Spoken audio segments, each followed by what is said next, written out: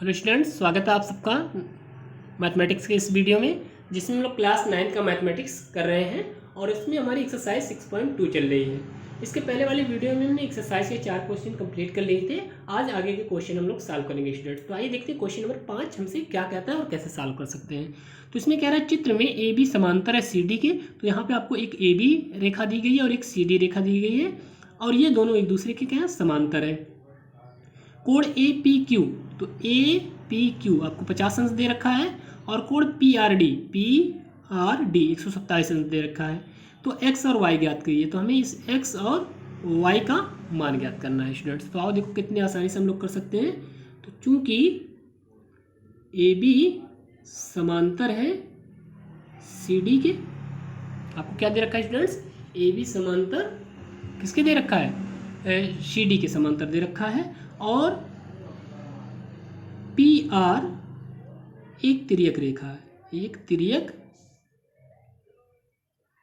तिर्यक रेखा है। तो हमारा पी आर क्या है स्टूडेंट्स, ये पी आर एक तिर्यक रेखा है। तो इसलिए हमारा 50 plus y is equal to कितना हो जाएगा, 127। क्यों होगा स्टूडेंट्स, क्योंकि आपके एकांतर कोण है। कैसे कोण है, एकांतर कोण। देखिए यहाँ पे स्टूडेंट्स, ये देखिए ये जो कोण आपका बन रहा है यहाँ से लेके यहाँ तक, आपको हम दूसरी पेन से दिखा देते हैं। ये देखो स्टूडेंट्स, ये जो पूरा कोण है ये वाला, ये इस पूरे वाले कोण के क्या होगा, बराबर होगा, क्योंकि क्या है, एकांतर कोण है स्टूडेंट्स। तो एकांतर कोण आपस में क्या होते हैं, इक्वल होते हैं। तो हमारा एकांतर कोण 50 प्लस वाई से मिलकर है और ये 127 है। तो 50 प्लस वाई इक्वल टू कितना हो जाएगा, 127।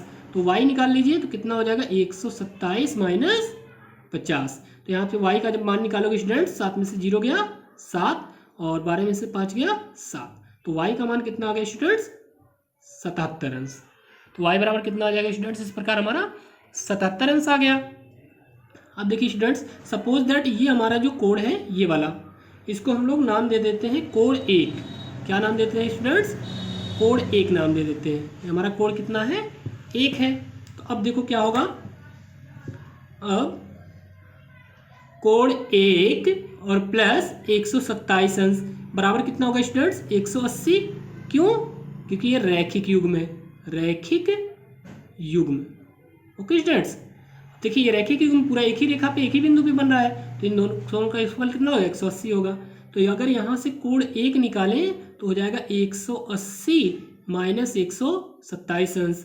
तो कोण 1 इक्वल टू कितना आ जाएगा स्टूडेंट्स, 53 अंश। ओके, 180 में से 127 घटा देंगे, कितना बच जाएगा, 53 अंश बच जाएगा। तो कोण 1 कितना आ गया स्टूडेंट्स, 53 अंश आ गया। ओके, अब क्या करते हैं, अब त्रिभुज पी क्यू आर में क्या लेते हैं हम लोग, पी क्यू आर क्या हो जाएगा, वाई प्लस एक्स प्लस कोण 1, कोण x कोण y कोण 1 बराबर कितना होगा, 180 अंश। क्यों, क्योंकि अंतः कोण है, अंतः कोण का योग है। तो अंतः कोण का योग कितना होता है, 180 अंश होता है स्टूडेंट्स। तो ये तीनों कोण मिलकर कितने हो जाएंगे, 180 अंश। अब y का मान कितना था, 77 अंश, प्लस x निकालना है आपको, प्लस 1 कितना निकाले हो, 53 अंश, इक्वल टू कितना हो गया, 180। तो इसको जोड़ दीजिए, 7 और 3 10 की 0, 7 5 12 और 1 13, कितना हो जाएगा स्टूडेंट्स, 130 अंश हो गया। और प्लस x इक्वल टू 180 अंश। अब यहाँ पे x निकाल लीजिए तो 180 माइनस 130 अंश हो जाएगा। तो x बराबर कितना आ गया स्टूडेंट्स, 50 अंश। अतः हमारा x का मान कितना हो जाएगा स्टूडेंट्स, 50 अंश हो जाएगा और y का मान कितना हो जाएगा स्टूडेंट्स, 77 अंश हो जाएगा। तो इस प्रकार हम लोग x और y का मान आसानी से ज्ञात कर सकते हैं। ओके स्टूडेंट्स, इस प्रकार हमारा x और y का मान कितना आ गया, x का मान आ गया 50 अंश और y का मान आ गया 77 अंश। अब देखते हैं क्वेश्चन नंबर 6 कैसे करेंगे स्टूडेंट्स। तो क्वेश्चन नंबर 6 देखिए, एक प्रूफ करने वाला क्वेश्चन है। आपको इसमें प्रूफ करना है। क्या प्रूफ करना है, देखिए कह रहा है आकृति में पी क्यू और आर एस, आपको दो दर्पण यहाँ पे दिए गए हैं, पी क्यू और आर एस दो दर्पण दिए गए हैं। अब कह रहा है जो एक दूसरे के समांतर है, एक दूसरे के पैरेलल है, अर्थात पी क्यू समांतर है किसके, आर एस के। और कह रहा है एक आपतन किरण ए बी है जो पी क्यू के बी पर गिरता है और इससे फिर परावर्तित होकर आर एस के सी बिंदु पर गिरता है और फिर इससे परावर्तित होकर इस ए बी के समांतर सी डी के रूप में निकल जाता है। तो आपको प्रूफ करना है कि जो ए बी है वो सी डी के क्या है, समांतर है। तो देखो कैसे करोगे। तो इसके लिए आपको कुछ काम करना पड़ेगा, जैसे आपको लिखना पड़ेगा दिया है तो यहाँ पे क्या दिया गया है कि जो आपका पी क्यू है वो समांतर है आर एस के। ये आपको दिया गया है कि पी क्यू समांतर किसके दिया गया है, आर एस के। फिर आपको सिद्ध करना है, जो सिद्ध करना है वो लिखना पड़ेगा आपको। तो सिद्ध करना है, क्या सिद्ध करना है आपको कि ए बी जो है वो समांतर है सी डी के। तो ए बी समांतर किसके है, सी डी के, हमें प्रूफ करना है। तो इसको प्रूफ करने के लिए थोड़ा सा रचना करना पड़ेगा स्टूडेंट्स। तो आओ देखो रचना क्या करोगे। रचना में आप लिखोगे दोनों दर्पणों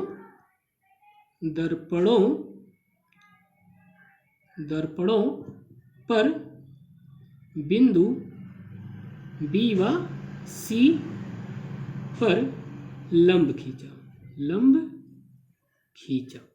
ओके स्टूडेंट्स, आप क्या करोगे, इस बी पॉइंट पे एक लंब खींच दोगे बी एम और इस सी पे एक पॉइंट पे खींच दोगे सी एल, लंब खींच दोगे। ओके स्टूडेंट्स, अब करेंगे इसकी उत्पत्ति का मतलब होता है प्रूफ। तो उत्पत्ति आइए करते हैं। तो उत्पत्ति में क्या करोगे, देखो स्टूडेंट्स, चूंकि ए बी आपतन किरण व बी सी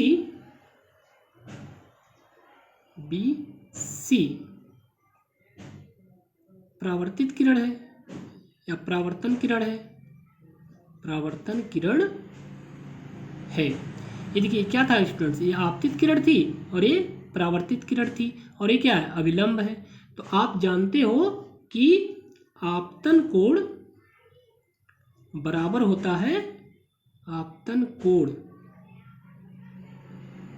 होता है किसके, परावर्तन कोण के। या आप फिजिक्स में सीखते हो स्टूडेंट्स कि आपतन कोण बराबर क्या होता है, परावर्तन कोण होता है। तो हमारा आपतन कोण क्या यहाँ पे था, 1 था। आपतन कोण क्या होता है, जो अभिलंब, ये जो लंब डालते हो और जो आपतित किरण है इसके बीच में जो बनता है उसको बोलते हैं आपतन कोण। और ये जो परावर्तित किरण है और ये अभिलंब के बीच जो बनता है उसको बोलते हो परावर्तन कोण। ओके स्टूडेंट्स, तो इस प्रकार कोण 1 जो होगा वो बराबर होगा किसके, कोण 2 के।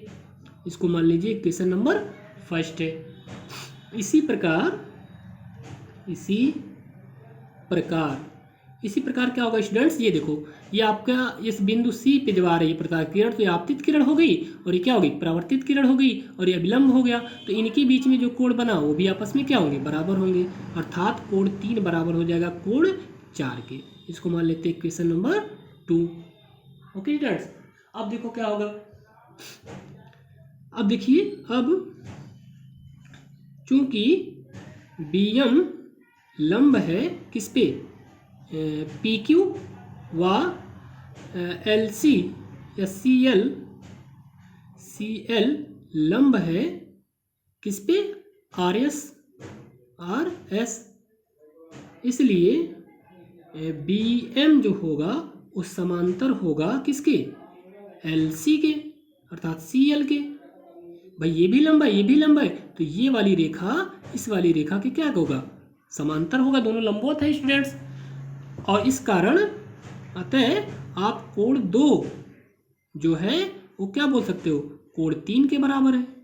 ये 2 वाला 3 के बराबर हो जाएगा, क्यों, क्योंकि ये क्या है, एकांतर कोण है। तो एकांतर कोण आपस में क्या होते हैं, बराबर होते हैं। इसको मान लो इक्वेशन नंबर 3। ओके स्टूडेंट्स, तो पहले आपतन कोण बराबर परावर्तन कोण के नियम से हमने क्या बनाया कि 1 2 के बराबर है, फिर और 3 4 के बराबर है, और फिर क्योंकि ये दोनों लंब है तो समांतर होंगे, इसलिए 2 किसके बराबर हो जाएगा स्टूडेंट्स, कोण 3 के बराबर हो जाएगा। अब देखो आगे कैसे सॉल्व करेंगे, थोड़ा सा अब आगे थोड़ा सा हमें और सॉल्व करना पड़ेगा। अब देखिए समीकरण 1 2 3 से, समीकरण 1 2 व 3 से 3 सी। तो देखो 1 2 3 क्या कहता है, एक में आपको बताया गया स्टूडेंट्स 1 2 के बराबर है, और यहाँ बताया जा रहा है 2 3 के बराबर है। तो दैट मीन्स 1 3 के बराबर हुआ और फिर 3 किसके बराबर है, 4 के बराबर है।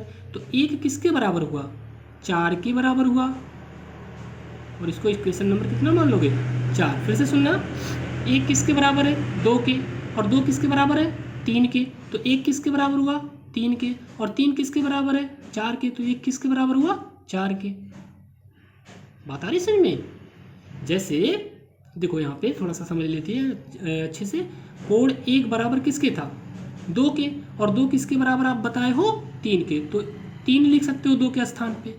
पुनः कोड 1 3 किसके बराबर है, 4 के, तो 3 के स्थान पे कोड 4 लिख दोगे। तो कोड 1 बराबर क्या हो जाएगा, कोड 4। तो वही हमने लिखा है कोड 1 बराबर कोड 4। अब क्या करेंगे हम लोग, समीकरण 3 व 4 जोड़ने पर, 3 और 4 जोड़ने पर, तो 3 और 4 जोड़ेंगे तो देखिए LHS का LHS में, RHS का RHS में जुड़ जाएगा। तो कोड 3 में क्या है, यहाँ पे 2 और यहाँ पे 1 है, तो हो जाएगा कोड 1 प्लस कोड 2 बराबर, यहाँ देखिए क्या है 4 और यहाँ 3, तो कोड 3 प्लस कोड 4 हो जाएगा। ओके स्टूडेंट्स, अब देखो चित्र में आ जाते हैं एक बार फिर से। अब देखो 1 और 2 मिलकर क्या बना रहे हैं, कोड ABC बना रहे हैं। तो आप 1 और 2 की जगह पे कोड ABC लिख दीजिए। 3 और 4 क्या मिला रहे हैं, BCD बना रहे हैं, तो कोड BCD हो जाएगा। परंतु ये क्या है, ये तो एकांतर कोड हैं, एकांतर कोड है भाई। देखो ना भाई, ये कोड आप इधर वाले को दूसरे पेन से बता दे रहे हैं, इधर वाले को इधर वाले के क्या बता रहे हो, बराबर। तो एक का अंतर हुआ कि नहीं हुआ, तो ये क्या है, एकांतर कोड है, और आपस में क्या है, बराबर है। और हमें पता है अगर एकांतर कोड आपस में बराबर हो तो रेखाएं क्या होती हैं, समांतर होती हैं। इसलिए हम लोग क्या बोलेंगे कि AB जो है वो समांतर है किसके, CD के। और इस प्रकार हम इसको प्रूफ कर सकते हैं, प्रूफ। ओके स्टूडेंट्स, तो इस एक्सरसाइज में केवल 6 क्वेश्चन थे, तो इस प्रकार हम लोग 6 क्वेश्चन को आसानी से कर लिए। अब आगे की चर्चा हम लोग नेक्स्ट वीडियो में करेंगे। तब तक के लिए धन्यवाद।